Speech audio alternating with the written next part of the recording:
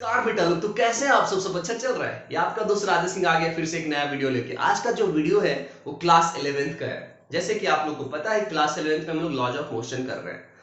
तो laws of motion में आज मैं जो टॉपिक लेके आया हूं वो है फ्रिक्शन। कोई भी एक लड़का, कोई भी एक स्टूडेंट जो है ना, अगर 11th में पढ़ता है तो फ्रिक्शन उसके लिए सबसे टफेस्ट मतलब टॉपिक होता है। बट ये आज आपका ये टफेस्ट टॉपिक नहीं रहेगा, सबसे इजीएस्ट टॉपिक हो जाएगा फ्रिक्शन। ठीक है, तो ये तो प्रॉमिस आपको मैं करता हूं कि इजीएस्ट हो जाएगा। चलिए बस आप मेरे साथ बने रहिए। तो अगर आप नए हो तो सब्सक्राइब करो, पुराने हो तो लाइक करो, जो करना है करो, बट पढ़ाई जरूर करो। ठीक है, तो चलिए स्टार्ट करते हैं बिना किसी देरी के। तो फ्रिक्शन टॉपिक है हमारा फ्रिक्शन। तो अभी तक लॉज ऑफ मोशन में हमने क्या किया था? स्मूथ सरफेस के बारे में हम डील कर रहे थे, फ्रिक्शन लेस सरफेस के बारे में हम डील कर रहे थे। अब जो सरफेस होगा फ्रिक्शन लेस नहीं होगा। कैसा सरफेस होगा? The surface will be rough. जब भी रफ सरफेस होता है तो फ्रिक्शन लगता है। ठीक है, हम दोनों सरफेसेस के बारे में बात करेंगे। फ्लैट सरफेस होगा तो बात करेंगे, इंक्लाइन सरफेस होगा तो हम बात करेंगे कि कैसे हम फ्रिक्शंस लगाते हैं। ठीक है, फ्रिक्शन का टाइप भी हम लोग करेंगे। स्टैटिक होता है, काइनेटिक होता है, रोलिंग भी होता है, बट आपके सिलेबस में नहीं है तो हम रोलिंग अभी नहीं करेंगे। स्टैटिक और काइनेटिक हम डिटेल्स में करेंगे। इसके बाद हम फ्री बॉडी डायग्राम से रिलेटेड हम कुछ क्वेश्चंस भी करेंगे कि कैसे कैसे हम फ्रिक्शन लगाते हैं, टेंशन एक्सेलरेशन हम कैसे निकालते हैं। तो चलिए स्टार्ट करते हैं। तो देखो बेटा, फ्रिक्शन का कॉन्सेप्ट आ रहा है यहाँ पे। अब मान लो यहाँ पे बॉडी है, ठीक है, जिसका मास है बेटा 1 kg। 1 kg का एक बॉडी है। जिस सरफेस पे ये रखा हुआ है, मान लो ये रफ सरफेस है, क्योंकि रफ सरफेस नहीं होगा तो फ्रिक्शन नहीं लगेगा, तो रफ सरफेस है ये। ठीक है, अब आप इस ब्लॉक को धक्का देना चाहते हो। मान लो धक्का देके आप 1 न्यूटन का एक फोर्स लगा रहे हो यहाँ पे। तो अगर ये स्मूथ सरफेस होता तो आपको पता है सेकेंड लॉ से, force equal to mass into acceleration. तो acceleration is equal to force by mass, मतलब 1/1 करेंगे तो 1 मीटर पर सेकेंड स्क्वायर का इसमें एक्सेलरेशन होना चाहिए। बट अपनी खुली आंखों से आप देख रहे हो कि ये जो ब्लॉक है वो रेस्ट पे है, मतलब इसका एक्सेलरेशन 0 है।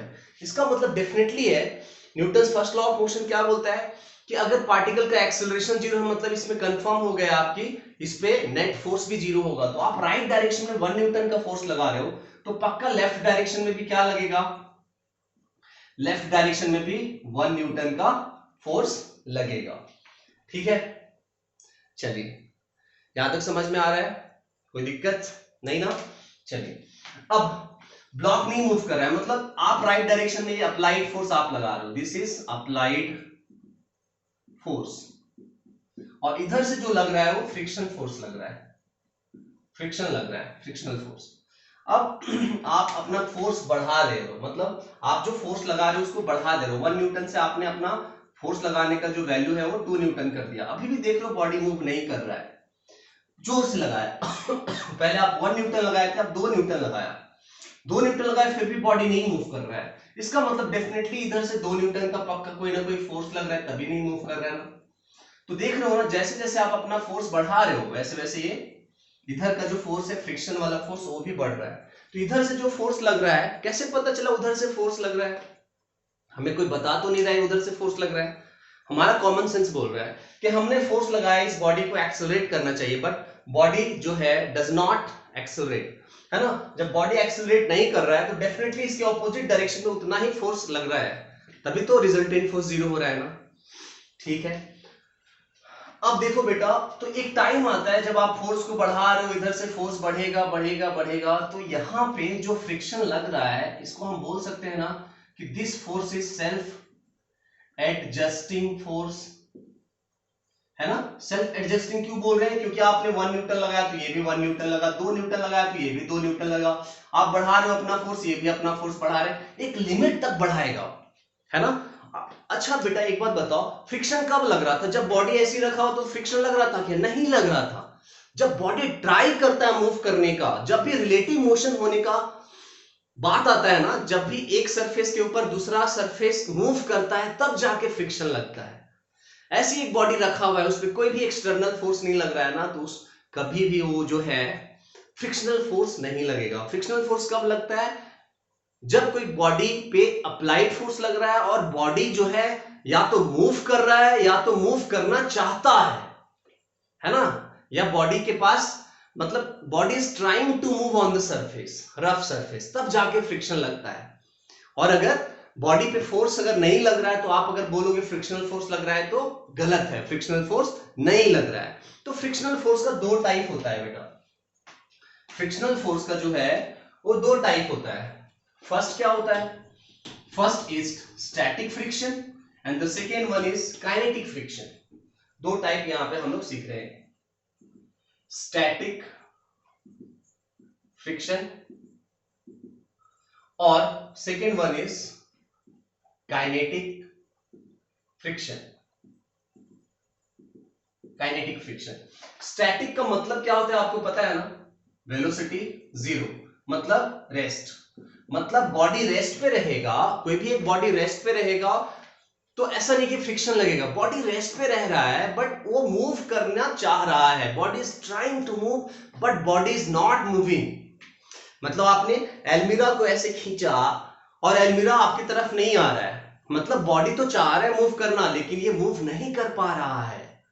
उस केस में जो फ्रिक्शन लगेगा उसी को हम बोलेंगे स्टैटिक फ्रिक्शन। मतलब स्टैटिक फ्रिक्शन जो होता है बेसिकली तब लगता है जब किसी बॉडी को आप खींचना चाह रहे हो, एक फोर्स लगा रहे हो और उसको खींचना चाह रहे हो और बॉडी जो है मूव नहीं कर रहा है, उसी को हम लोग बोलते हैं, तब जो फ्रिक्शन लग रहा है, रेस्ट पे बॉडी होता है and body is trying to move, तब जो फ्रिक्शन लगता है उसी को हम लोग बोलते हैं स्टैटिक फ्रिक्शन। और ये काइनेटिक फ्रिक्शन, काइनेटिक का मतलब ही होता है मोशन, काइनेटिक का मतलब ही होता है मोशन। तो जब बॉडी मोशन में होगा उस ड्यूरेशन में जो फ्रिक्शन लगेगा है ना, उसी को हम लोग बोलेंगे काइनेटिक फ्रिक्शन। क्लियर हुआ static friction and kinetic friction. तो ये स्टैटिक फ्रिक्शन जो होता है बेटा, ये सेल्फ एडजस्टिंग होता है, एडजस्टिंग, सेल्फ एडजस्टिंग फोर्स होता है। मतलब आपने 1 न्यूटन लगाया तो ये भी 1 न्यूटन लगाएगा, आपने 2 न्यूटन लगाया 2 न्यूटन, आप कोई फोर्स नहीं लगाया कोई फोर्स नहीं लगाएगा।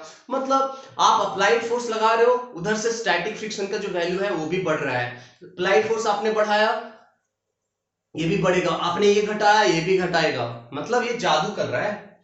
आप जितना फोर्स लगा रहे हो वो भी उतना ही फोर्स लगा रहे हैं, लेकिन up to the certain limit, मतलब एक औकात होता है लिमिटिंग फ्रिक्शन, मतलब स्टैटिक फ्रिक्शन का एक अपना औकात होता है कि इसके बाद अब नहीं बेटा, है ना, इसके बाद अब वो अपना वैल्यू को बढ़ा या घटा नहीं सकता है। आ रहा बात समझ में? तो जब ये अपना वैल्यू बढ़ा या घटा नहीं सकता है तो उस वैल्यू को, मतलब स्टैटिक फ्रिक्शन के मैक्सिमम वैल्यू को हम बोलते हैं लिमिटिंग फ्रिक्शन। मतलब उसके बाद आप अप्लाइड फोर्स बढ़ाओगे तो बॉडी मूव करने लगेगा, और जब बॉडी मूव करने लगेगा तो स्टैटिक फ्रिक्शन नहीं लगेगा, क्या लगेगा, काइनेटिक फ्रिक्शन लगेगा। क्लियर हुआ बात?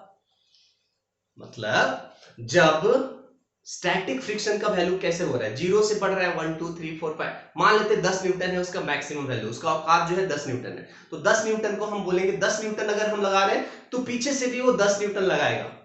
अगर अप्लाइड फोर्स जो है, ऐसे समझो आप लोग, ये अप्लाइड फोर्स अगर आप 10 न्यूटन का लगा रहे हो तो ये भी 10 न्यूटन का फोर्स लगाएगा, है ना, क्योंकि अब हमें पता है कि ये लिमिटिंग फ्रिक्शन है, स्टैटिक फ्रिक्शन का मैक्सिमम वैल्यू है, इससे ज्यादा स्टैटिक फ्रिक्शन अब नहीं बढ़ा सकता है ना।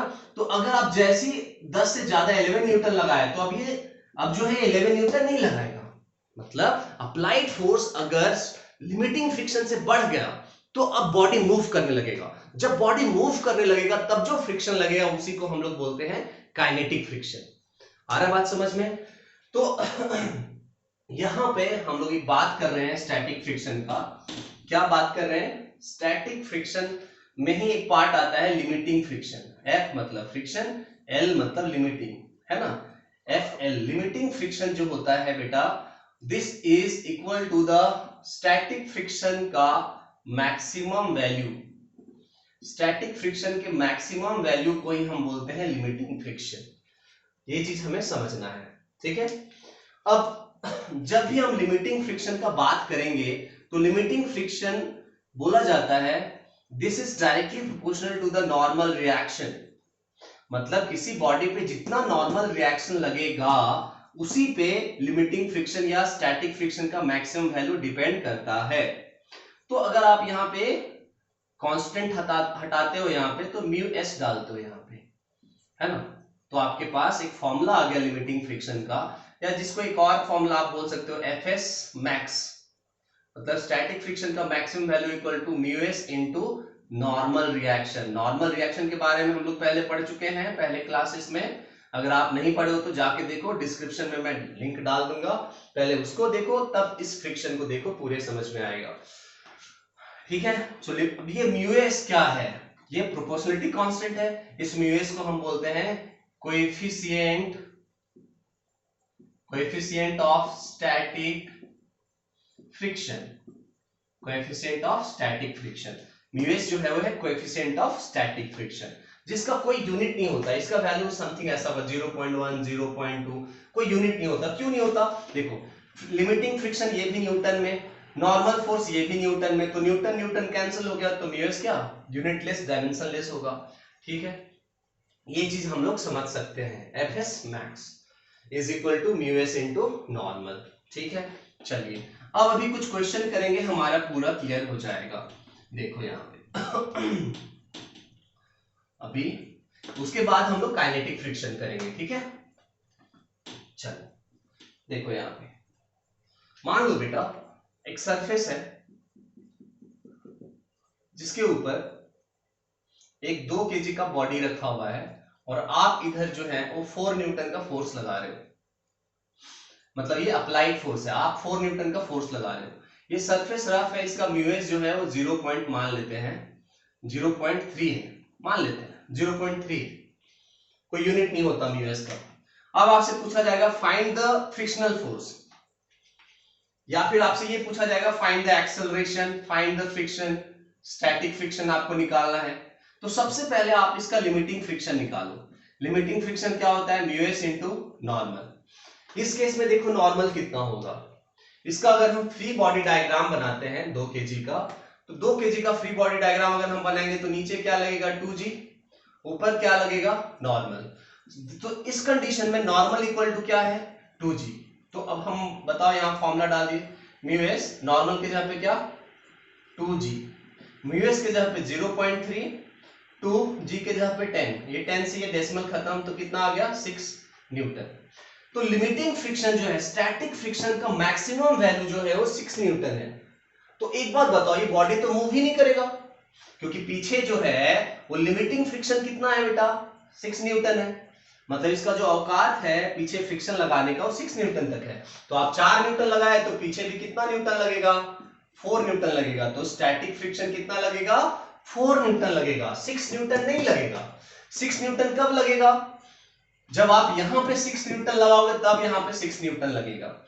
जैसे ही 6 न्यूटन से आप ज्यादा फोर्स लगाओगे, अब ये बॉडी मूव करने लगेगा, तब जो फ्रिक्शन लगेगा उसको हम लोग बोलते हैं काइनेटिक फ्रिक्शन। तो स्टैटिक फ्रिक्शन आपको क्लियर हुआ। चलिए और भी एक केस करते हैं यहाँ पे। एक मान लो एक ऐसा सिचुएशन है जहां पर देखो, मान लो यहाँ पे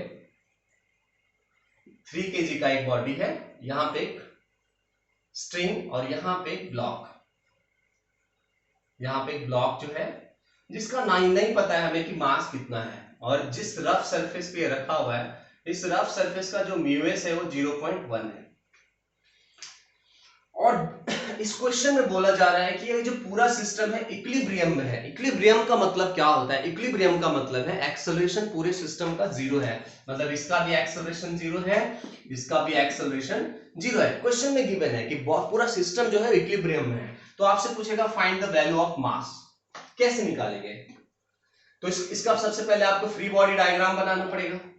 चलिए इसका बनाते हैं। नीचे क्या लग रहा है यहाँ पे mg, मास नहीं है तो mg, ऊपर क्या लगेगा, ये एक ही स्ट्रिंग है तो टेंशन T, इसका एफबीडी हो गया हमारा। अब इसका एफबीडी बनाते हैं, आगे क्या लगेगा टेंशन, पीछे क्या लगेगा फ्रिक्शनल फोर्स, कौन सा फ्रिक्शन लगेगा लिमिटिंग फ्रिक्शन लगेगा, नीचे क्या लगेगा 3g, ऊपर क्या लगेगा नॉर्मल। अब बताओ बेटा अब क्या हो रहा है, यहां पे बताओ इक्वेशन लिख रहे हैं हम। अब ये इसका एक्सेलरेशन 0 है, इसका मतलब एक इक्वेशन हमें मिला T equal to mg। Acceleration 0 मतलब ऊपर जितना फोर्स लग रहा है नीचे भी उतना ही फोर्स लगेगा, तभी तो रिजल्टेंट फोर्स 0, तभी तो एक्सेलरेशन 0 ना। तो एक इक्वेशन मिला T equal to mg।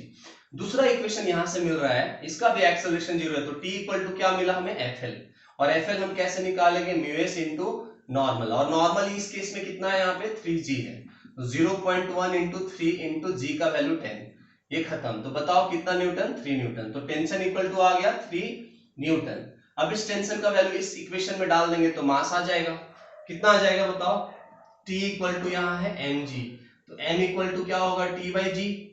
T कितना है यहाँ पे 3 और g है 10, 0.3 kg, मतलब इसका मास 0.3 kg होगा, तभी ये सिस्टम इक्विलिब्रियम में होगा। 0.3 kg से ज्यादा मास इसका हुआ तो ये बॉडी मूव करने लगेगा, तब जो फ्रिक्शन लगेगा वो काइनेटिक फ्रिक्शन लगेगा। ये केस आप समझ गए।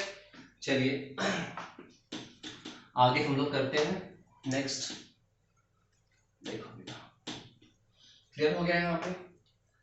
अब एक ऐसा सिचुएशन ले रहे हैं, मान लेते हैं बेटा एक बॉडी है यहाँ पे, ऐसे बॉडी 2 kg का है, तो इसमें नीचे क्या लग रहा है 2g, ऊपर क्या लग रहा है नॉर्मल।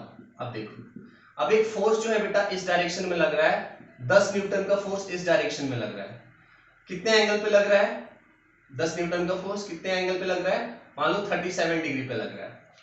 अब तो ये 10 न्यूटन का कंपोनेंट इस डायरेक्शन में क्या होगा, F cos 37, और इस डायरेक्शन में क्या होगा, F sin 37। आ रहा बात समझ में। तो अब बताओ यहां पे मान लेते हैं कि म्यूएस जो है 0.2 है, या इस वाले केस में, ठीक है 0.2। अब करते हैं, अब बताओ ऊपर नीचे मोशन तो हो नहीं रहा है, तो ऊपर जो फोर्स है, this force must be equal to this force, तो हम क्या लिखेंगे n प्लस f, यहाँ पे f sin 37 is equal to क्या 2g। तो बताओ यहां से नॉर्मल रिएक्शन कितना आ गया, 2g मतलब क्या 20, माइनस f की जगह पे कितना लेंगे 10 दे रखा है, और sin 37 कितना होता है हमें पता है 3/5 होता है, तो यहां से कैंसिल करेंगे तो 20 माइनस 6 कितना हो गया, 20 माइनस 6 14 हो गया, यहाँ पे 14 न्यूटन। तो नॉर्मल रिएक्शन कितना आ गया इस बार 40 न्यूटन। मतलब हर बार नॉर्मल रिएक्शन आप 2g नहीं लोगे, देख लोगे नॉर्मल रिएक्शन कितना है। कभी कभी लोग डायरेक्ट ले लेते हैं n इक्वल टू mg, देख लेना आपको सिचुएशन कैसा है। तो अब इस केस में बताओ यहाँ पे अगर हम लिमिटिंग फ्रिक्शन लिखते हैं तो कितना लिखेंगे limiting friction, mu s into normal, mu s कितना है 0.2, और नॉर्मल रिएक्शन यहाँ पे कितना आ रहा है 14। इसको आप सॉल्व करेंगे 2 5 जा, तो कितना आ गया 14/5, 14/5 मतलब कितना हो गया 3 से कम आ गया बेटा, मतलब 5 गुना 10 2.8 न्यूटन आ गया, तो फ्रिक्शनल फोर्स आ गया 2.8 न्यूटन। अब बताओ राइट डायरेक्शन में कितना फोर्स लग रहा है, F cos 37, F मतलब 10, cos 37 मतलब 4/5, तो यहाँ पे कितना आ रहा है 8 न्यूटन का फोर्स आ रहा है। तो ये बॉडी रेस्ट पे रहेगा क्या, नहीं रहेगा। जब ये बॉडी रेस्ट पे रहेगा नहीं, तब यहाँ कौन सा फ्रिक्शन लगेगा, काइनेटिक फ्रिक्शन लगेगा, जो कि अभी थोड़ी देर में हम लोग सीखेंगे कि काइनेटिक फ्रिक्शन इसका क्या होगा। चलिए तो स्टैटिक फ्रिक्शन हमारा हो गया। अब हम थोड़ा काइनेटिक फ्रिक्शन के बारे में बात करते हैं। जैसे कि हमने बात किया कि जब बॉडी रफ सरफेस पे मूव करेगा, जब कोई बॉडी जो है रफ सरफेस पे मूव करेगा, तब जो फ्रिक्शन लगेगा उसी को हम क्या बोलेंगे, काइनेटिक फ्रिक्शन हम लोग बोलेंगे, काइनेटिक फ्रिक्शन बोलेंगे, है ना। तो काइनेटिक फ्रिक्शन कब होता है, देखो यहां पे जब कोई बॉडी किसी रफ सरफेस पे मूव करता है, मान लो m मास का बॉडी मूव कर रहा है, मतलब इसके पास कुछ वेलोसिटी है ना, कुछ वेलोसिटी भी है, तब जो फ्रिक्शन लगता है उसी को हम क्या बोलते हैं, काइनेटिक फ्रिक्शन, F अभी काइनेटिक फ्रिक्शन का फॉर्मूला उसी तरह से होता है जैसे लिमिटिंग फ्रिक्शन का होता है। वहां क्या होता था म्यूएस इंटू नॉर्मल, यहाँ क्या होगा म्यू के इंटू नॉर्मल। नॉर्मल अपने हिसाब से देख लेना, कभी mg होगा, कभी mg से कम, कभी ज्यादा, कभी mg cos थीटा, कुछ भी हो सकता है नॉर्मल रिएक्शन, ठीक है। देख लो यहाँ पे F के इक्वल टू म्यू के इंटू नॉर्मल। अब बताओ एक और चीज यहाँ पे इंपॉर्टेंट चीज आपको याद रखना है काइनेटिक फ्रिक्शन में, कि काइनेटिक फ्रिक्शन जो है, काइनेटिक फ्रिक्शन जो है ना, स्पीड के ऊपर है ना, does not change with speed, speed के ऊपर डिपेंड नहीं करता है। अगर स्लो जा रहा है या फास्ट जा रहा है उससे कोई मतलब नहीं है। अगर वो मोशन में है तो जो फ्रिक्शन लगेगा उस सरफेस के वजह से, रफ सरफेस के वजह से, काइनेटिक फ्रिक्शन जो लगेगा वो हमेशा कांस्टेंट होगा, वो स्पीड के ऊपर डिपेंड नहीं करेगा। ठीक है।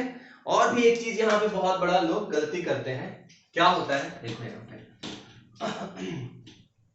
अभी आपको बताया जा रहा है कि फ्रिक्शनल फोर्स जो है, देखो यहाँ पे फ्रिक्शनल फोर्स जो है, ये फ्रिक्शनल फोर्स जो है बेटा, फ्रिक्शन जो है वो किसके ऊपर डायरेक्टली डिपेंड कर रहा है, नॉर्मल रिएक्शन के ऊपर। तो मान लो एक ऐसा सिचुएशन है कि एक मास को 2 kg मास ले लेते हैं, एक 2 kg का मास ऐसा है, ठीक है, ये रफ सरफेस है, ठीक है। एक और 2 kg का मास को उसी रफ सरफेस पे ऐसे रखा गया है, ऐसे, ये भी 2 kg का मास है, ये रफ सरफेस पे ऐसे रखा गया है, देखो यहाँ पे। अब इन दोनों केस में अगर आपसे कोई पूछेगा किस पे फ्रिक्शन ज्यादा लग रहा है, तो जनरली स्टूडेंट क्या बोलते हैं, सर ज्यादा एरिया ऑफ कांटेक्ट है ना उस, तो इस पे ज्यादा फ्रिक्शन लगेगा, इसमें कम एरिया ऑफ कांटेक्ट है ना सर, तो इसमें कम फ्रिक्शन लगेगा। बट ऐसा नहीं है, friction directly proportional to the normal reaction. मतलब नीचे जो लगेगा फोर्स वो 2g, ऊपर क्या लगेगा, नॉर्मल, नीचे जो लगेगा वो 2g, ऊपर क्या लगेगा, नॉर्मल। तो दोनों केस में नॉर्मल रिएक्शन 2g है, दोनों केस में नॉर्मल रिएक्शन 2g है, तो फ्रिक्शनल फोर्स दोनों केस में सेम होगा। आ रहा बात समझ में, दोनों केस में फ्रिक्शनल फोर्स क्या होगा, सेम होगा, वो चेंज नहीं होगा। ठीक है। अब ये काइनेटिक फ्रिक्शन का एक क्वेश्चन करते हैं, मजा आएगा।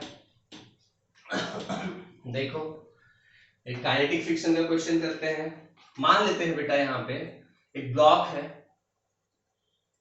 जिसका मास मान लेते हैं 3 kg है, रफ सरफेस पे ऐसे रखा गया है, और यहाँ पे एक पुली है, मासलेस पुली, मासलेस स्ट्रिंग, और ये जो है, ये मास जो है वो 2 kg का है। यहाँ पे जो फ्रिक्शन है म्यू के, वो बेटा 0.2 है म्यू के। तो आपसे क्वेश्चन पूछा जा रहा है, क्या क्या क्वेश्चन पूछा जा रहा है, फाइंड, देखो यहाँ क्या पूछा जा रहा है, find acceleration, tension and kinetic friction, तीनों पूछा जा रहा है हमसे। तो इसका फ्री बॉडी डायग्राम बनाएंगे। सबसे पहले आप ये डिसाइड करो, जो बॉडी लटका हुआ है वो नीचे जाएगा, जो लटका हुआ नहीं है वो राइट साइड में जाएगा। अब देखो एपीडी बना रहे हैं, यहाँ पे क्या लगाएंगे हम, 2g लगाएंगे, यहाँ पे क्या लगाएंगे, t लगाएंगे, यहाँ पे क्या लगाएंगे, t लगाएंगे, पीछे क्या लगाएंगे, fk, मूव कर रहा है ना इसलिए fk लगाएंगे, नीचे 3g लगाएंगे, ऊपर नॉर्मल। तो सबसे पहले fk निकाल देते हैं, fk क्या होता है, म्यू के इंटू नॉर्मल। इस केस में नॉर्मल कितना है, 3g, तो 0.2 और यहाँ पे 3g, g का वैल्यू 10, खत्म हो गया 10 10, तो कितना हो गया 6 Newton. So Fk is 6 Newton. अब बताओ, इक्वेशन लिखेंगे हम लोग फटाफट से। बताओ इसका इक्वेशन हम कैसे लिखेंगे, इसका इक्वेशन हम लिखेंगे 2g minus t equal to 2a। बड़ा फोर्स कैसे पता चला, जिधर एक्सेलरेशन उधर बड़ा फोर्स, माइनस छोटा force, net force equal to mass is 2 into a, first equation. Second equation क्या होगा, ये राइट जा रहे तो राइट वाला फोर्स बड़ा, लेफ्ट वाला छोटा, मतलब 3 minus Fk equal to 3a। अब सॉल्व करना है, एक दूसरे के नीचे रखने से टेंशन कैंसिल हो जाता है, उड़ गया टेंशन, 2g का मतलब हो गया 20, Fk आपने निकाला 6, और यहाँ 2a और 3a मिला के क्या हो गया 5a। अब बताओ आगे क्या हो गया यहाँ पे, सो a इक्वल टू हो गया 14/5 मीटर पर सेकेंड स्क्वायर। एक्सेलरेशन आ गया, इसको डेसिमल में भी आप कर सकते हो। जैसे ही एक्सेलरेशन आया किसी एक इक्वेशन में डाल दो, आपको टेंशन मिल जाएगा। सो टेंशन इक्वल टू हो गया 3a प्लस Fk, किसी भी इक्वेशन में। सो 3 into 14/5 प्लस Fk इज 6, इसको सॉल्व करोगे तो ये हो गया 42 प्लस 30/5, कितना हो गया 72/5 न्यूटन। देखिए तो सब आ गया, यही था हमारा काइनेटिक फ्रिक्शन का कॉन्सेप्ट। आई होप कि आपको मजा आ रहा है, समझ में आ रहा है, हार्ड तो नहीं लग रहा, बिल्कुल हार्ड नहीं है। ठीक है, चलिए एक और क्वेश्चन करते हैं, मजा आएगा।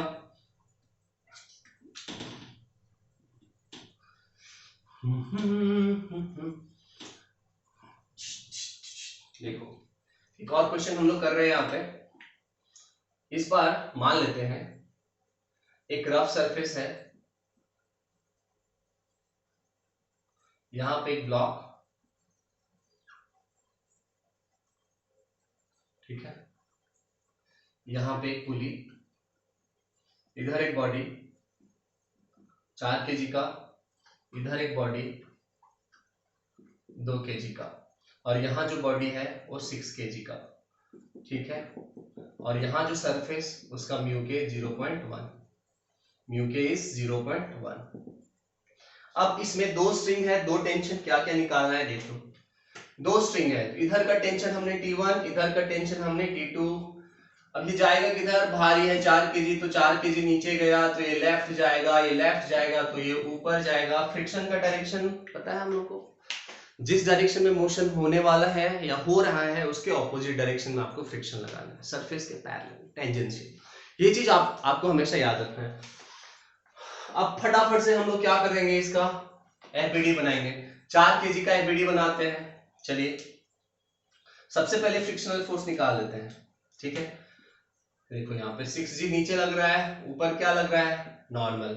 इधर क्या लग रहा है, T2, इधर क्या लग रहा है, T1। ये जा किधर है, लेफ्ट, है ना। और कौन सा फोर्स लगेगा यहाँ पे, Fk। चलो Fk हम निकाल देते हैं पहले। Fk क्या होगा, म्यू के इंटू नॉर्मल, और इस केस में नॉर्मल कितना है, 6G, म्यू के 0.1, नॉर्मल इज 6 इंटू जी का वैल्यू 10, तो 6 न्यूटन आ गया। इसका एफबीडी लिखेंगे तो क्या, नीचे 2G, ऊपर क्या T2, इसका नीचे क्या 4G, ऊपर क्या T1। अलग अलग स्ट्रिंग होने से अलग अलग हम टेंशन लगाते हैं, जैसे आपको पता है। अब बताओ बेटा यहाँ पे इक्वेशन क्या लिखेंगे, 4 kg का इक्वेशन लिखेंगे, नीचे एक्सेलरेट कर रहा है तो 4G minus T1 equal to क्या हो गया, 4A। अब इसका इक्वेशन कैसे लिखेंगे, ये ऊपर जा रहा है तो T2 बड़ा होगा, T2 minus 2G equal to क्या हो गया, 2A। 2 इक्वेशन आ गया।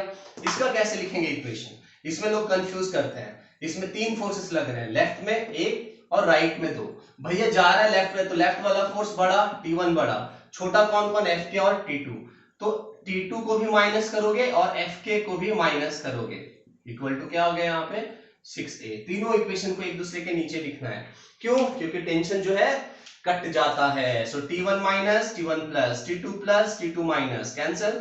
4G माइनस 2G क्या हो गया, 2G माइनस Fk क्या 6। अब यहां देखो 4A 2A 6A plus 6A कितना हो गया 12A। तो आप बताओ कितना हो गया, 2G मतलब 20 माइनस 6 इक्वल टू 12A। तो ये हो गया बेटा 14/12 equal to A। So A equal to हो गया 14/12 मतलब 7/6 मीटर पर सेकेंड स्क्वायर। जैसे हमारा एक्सेलरेशन आ गया किसी भी इक्वेशन में मैं डाल दूंगा, टेंशन आ जाएगा ना टेंशन। बहुत देर बोल लिया, आप थोड़ा सा पानी पी लेते हैं, आप लोग भी पानी पी लो। पानी पीना आपके स्वास्थ्य के लिए काफी अच्छा होता है।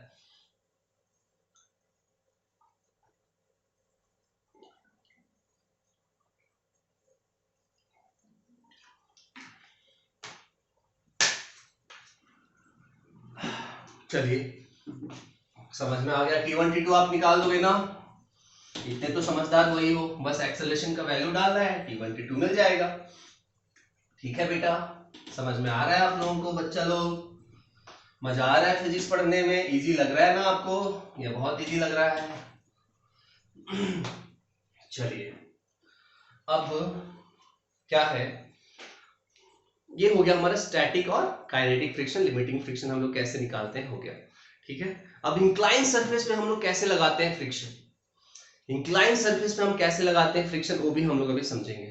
तो मान लो बेटा यहाँ पे पहले इसका फ्री बॉडी डायग्राम आपको समझ में आना चाहिए। ये एंगल मान लो थीटा है और ये जो सरफेस है वो रफ है, ऐसे देखो रफ है। यहाँ मास मान लो m है, तो कैसे फ्री बॉडी डायग्राम बनाते हैं, याद होगा आपको। अलोंग द इंक्लाइनेशन क्या लगाते हैं, mg sin थीटा। ऊपर क्या लगाते हैं, perpendicular to the surface normal. Normal के जस्ट अपोजिट में क्या होता है, mg cos थीटा, जो नॉर्मल के बराबर होता है। रफ सरफेस है तो पीछे क्या लगेगा, फ्रिक्शन। अब F के लगेगा कि Fs का मैक्सिमम लगेगा, क्या लगेगा वो डिपेंड करता है ये मूव कर रहा है कि नहीं। मान लेते हैं यहाँ पे लिमिटिंग फ्रिक्शन लग रहा है, ये बॉडी मूव नहीं कर रहा है, मतलब इसका एक्सेलरेशन मान लेते हैं 0 है। तो एक बात बताओ यहाँ पे Fl हम कैसे निकालेंगे, म्यूएस मान लेते हैं सरफेस का, म्यूएस है तो म्यूएस इनटू नॉर्मल, और इस केस में नॉर्मल कितना होता है इंक्लाइन प्लेन में आपको पता है mg cos थीटा। जब फ्लैट सरफेस होगा तो नॉर्मल इक्वल टू mg होता है, प्रोवाइडेड कि कोई एक्स्ट्रा फोर्स नहीं लग रहा होगा एंगल बना के। तो बताओ FL इज इक्वल टू क्या हो गया, mu s into mg cos theta. अब एक बात बताओ, इसका एक्सेलरेशन 0 है, इसका मतलब इधर वाला फोर्स और इधर वाला फोर्स दोनों इक्वल होगा, तो आप दोनों को इक्वल कर दो। मतलब FL इक्वल टू क्या, mg sin थीटा। अब FL क्या है, ध्यान से देखो, FL जो है बेटा वो क्या है हमारा, म्यूएस mg cos थीटा, और यहाँ पे क्या है mg sin थीटा। mg से mg कैंसिल हो गया, सो म्यूएस इक्वल टू क्या हो गया यहाँ पे, sin theta by cos theta. देखो यहाँ पे बहुत इंपॉर्टेंट चीज आ गया, सो म्यूएस इक्वल टू आ गया sin theta by cos theta, जिसको हम क्या बोलते हैं, tan थीटा। मतलब इसी एंगल को हम बोलते हैं angle of repose. Angle of repose का मतलब क्या है कि बॉडी, एंगल ऑफ इंक्लाइनेशन जिसके लिए बॉडी जो है उस इंक्लाइन सरफेस पे रेस्ट पे रहेगा, उसी को हम बोलते हैं एंगल ऑफ रिपोज, और उसका वैल्यू कितना होता है, tan theta equal to mu s. ठीक है, अब चलो मान लेते हैं ये एंगल ऑफ रिपोज जो है उससे बड़ा एक एंगल मैंने लिया, ठीक है, तो बॉडी मूव करने लगेगा, mg sin थीटा बड़ा हो जाएगा, मूव करने लगेगा, तब कौन सा फ्रिक्शन लगेगा, काइनेटिक। तब कितना एक्सेलरेशन होगा वो हम लोग करते हैं। देखो ये समझ में आ गया आपको कैसे कैसे करते हैं। अब मान लो बेटा ये रहा इंक्लाइनेशन, फिर से हम बना रहे हैं ये थीटा, देखो यहाँ पे ये है इंक्लाइनेशन पे एक मास m, ठीक है, और ये रफ सरफेस का म्यू के। अब ये मूव करने वाला है, इधर हम कौन सा फोर्स लगाएंगे, mg sin थीटा, इधर हम कौन सा फोर्स लगाएंगे, नॉर्मल, इधर हम कौन सा फोर्स लगाएंगे, बोलिए, इधर हम लगाएंगे mg cos थीटा। पीछे कौन सा फोर्स लगेगा, F के लगेगा। हम बोल रहे हैं कि ये मूव कर रहा है ये एक्सेलरेशन से। तो बताओ, फिर से बताओ, आप F के क्या लिखोगे, F के इक्वल टू लिखोगे म्यू के इंटू नॉर्मल, और नॉर्मल कितना होता है इंक्लाइन सरफेस में, mg cos थीटा, F के हो गया। तो एक्सेलरेशन जिधर है उधर वाला फोर्स बड़ा, इधर वाला फोर्स छोटा, तो अब क्या होगा, यहाँ पे हम लिखेंगे नेट फोर्स, कैसे लिखेंगे, mg sin थीटा माइनस क्या लिखेंगे यहाँ पे, mg cos theta is equal to mass into acceleration. Mass mass mass उड़ गया, g को आप कॉमन ले लो, यहाँ पे हो गया sin theta minus mu mg, यहाँ पे म्यू के, यहाँ पे म्यू के cos थीटा, म्यू के cos theta is equal to acceleration. देखो एक्सेलरेशन का वैल्यू इतना आएगा। अब कभी स्ट्रिंग कनेक्टेड होगा तो क्या होगा, ठीक है, स्ट्रिंग कनेक्टेड होगा तो क्या होगा, देख लीजिए ये वाला केस आप लोग कि जब ये मूव करेगा तो एक्सेलरेशन क्या होगा। चलो अब बेटा ध्यान से देखो, यहाँ पे ऐसा सिचुएशन है, मान लो सपोज ये आपका इंक्लाइनेशन है, एक राइट एंगल ट्रायंगल दे देता हूं मैं, और ये एंगल 37 दे देता हूं, ठीक है, और यहाँ पे एक ब्लॉक ऐसे यहाँ पे लटका हुआ है, 3 kg का एक ब्लॉक ऐसे यहाँ पे लटका हुआ है, और यहाँ पे एक 6 kg का एक ब्लॉक है। अब इस केस में आपको निकालना है एक्सेलरेशन और टेंशन, तो कैसे निकालोगे आप, ये वाला जो सरफेस है इसको हम लोग मान लेते हैं इसका म्यू के है 0.1। अब हम कैसे निकालेंगे, तो एक चीज आपको ध्यान रखना है, बहुत बार पढ़ चुके, sin 30 is 3/5, cos 37, sin 37 is 3/5, cos 37 is 4/5। अब हम फटाफट से कर लेंगे, 6 kg का एबीडी बनाएंगे, इधर कौन सा फोर्स लगेगा, 6g sin 37, इधर नॉर्मल, नॉर्मल के अगेंस्ट में क्या लगेगा, mg cos थीटा, पीछे क्या लगेगा, फ्रिक्शन। किधर हम एज्यूम कर रहे हैं, 36, हाँ हम एज्यूम कर रहे हैं कि ये ऊपर जा रहा है और ये नीचे जा रहा है ऐसे along the inclination, इसलिए मैं फ्रिक्शन इधर लगा रहा हूं। अगर हम एज्यूम करते हैं ये नीचे जा रहे हैं तो फ्रिक्शन आप पीछे लगाते हैं। आप किसी भी डायरेक्शन में एक्सेलरेशन को ले सकते हो, वैसा कोई जरूरी नहीं है कि इधर ही एक्सेलरेशन लेना है, आप किसी भी डायरेक्शन में एक्सेलरेशन को एज्यूम कर सकते हो। अगर आपने सही डायरेक्शन लिया है तो वहां एक्सेलरेशन पॉजिटिव आएगा, और आपने ऑपोजिट लिया है तो नेगेटिव आ जाएगा, ठीक है। चलिए, और यहाँ पे कौन सा फोर्स लगेगा, स्ट्रिंग है तो भैया एक फोर्स लगेगा ना यहाँ पे, टेंशन। चलिए अब फटाफट से हम इसका एबीडी तो एक बच्चा भी बना देगा 3g, और यहाँ पे टेंशन। इक्वेशंस कैसे कैसे लिखेंगे, इधर कौन सा फोर्स लगेगा, एक्सेलरेशन इसका नीचे है, डाउन टू द इंक्लाइन, मतलब 6g sin 37 माइनस, पीछे दो फोर्सेस है तो दोनों को माइनस करो, t माइनस एफ के equal to 6a, first equation. Second equation क्या, t बड़ा क्योंकि ऊपर जा रहा है, माइनस 3g छोटा इक्वल टू 3a। एक दूसरे के आमने सामने क्यों रखते हैं, क्योंकि टेंशन कैंसिल हो जाता है। जैसे टेंशन यहाँ पे कैंसिल हुआ, 6g sin 37 हम कैलकुलेट कर रहे हैं, 6g sin 37 मतलब 6g मतलब 60 और sin 37 मतलब 3/5, 12 25 8, 12 36, तो इसके जगह पे कितना लिखेंगे हम 36 माइनस एफ के हम सॉल्व करेंगे, एफ के क्या होता है, म्यू के इंटू नॉर्मल, नॉर्मल कितना है यहाँ पे mg cos थीटा, म्यू के 0.1, यहाँ पे 6 इंटू 10 cos 30 कितना, cos 37 इज 4/5, 0 1 खत्म, तो यहाँ पे कितना हो गया, दिस इज 24/5, तो यहाँ पे हम लिखेंगे 36 minus 30 minus 24/5 is equal to यहाँ कितना हो गया 9a। अब इसको सॉल्व कर देंगे तो हमें एक्सेलरेशन मिल जाएगा, ठीक है।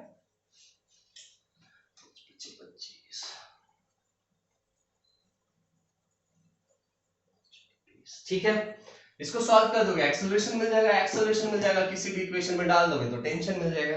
तो यही है कहानी मेरे दोस्त, किसका, फ्रिक्शन का। तो आई होप कि आपको फ्रिक्शन समझ में आया, ठीक है।